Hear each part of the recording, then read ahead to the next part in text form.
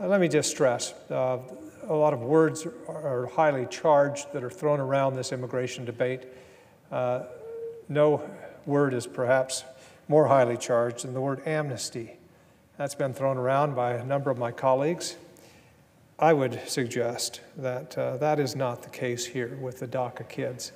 Amnesty, by definition, is an unconditional pardon for a breach of law. I don't think a child being brought across the border by the parents has committed a violation of the law, not the child. Certainly the parent, but not the child.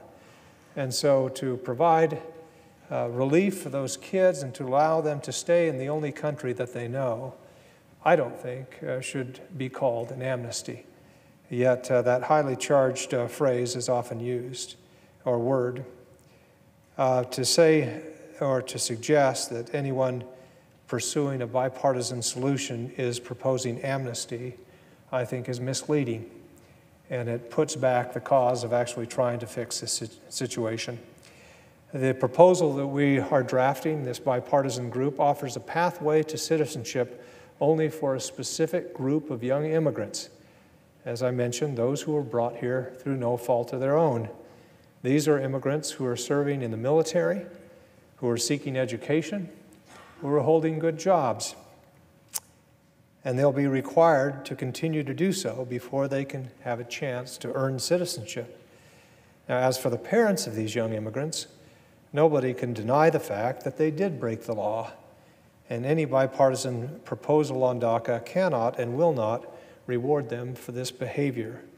Nobody's suggesting that we don't need additional infrastructure or barriers on the border. The question is, how much do we provide for in this legislation?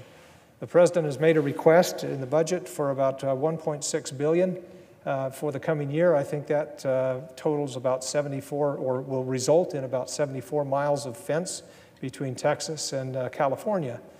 I think that that's a good place to start.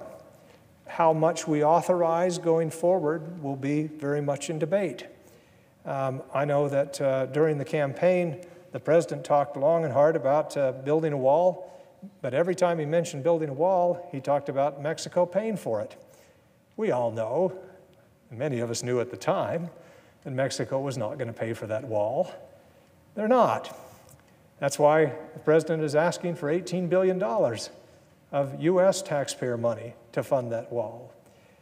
So to suggest that the President hasn't changed his position and that we're dealing with a proposal that we've known is coming from the White House simply isn't true. It has changed. The President initially said that Mexico would pay for it.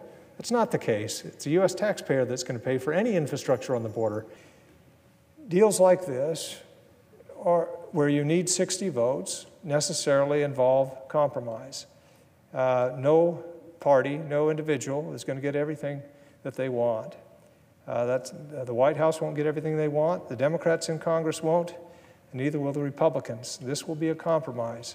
I'm simply suggesting tonight that let's get real about the time involved between now and when we have to fix this, and not to think that we can simply kick the can down the road and put in some temporary fix, some kind of bridge later that will protect these kids. Those protections will run out on March 5th and may be good, or may be done at that point. So let's get serious, Mr. President. Let's all get serious, Republicans and Democrats, not coming forward to the table with unrealistic expectations about what can be done and what can be part of this legislation. Let's have something that we can put on the Senate floor by the end of the month to leave sufficient time to get this fixed by March 5th.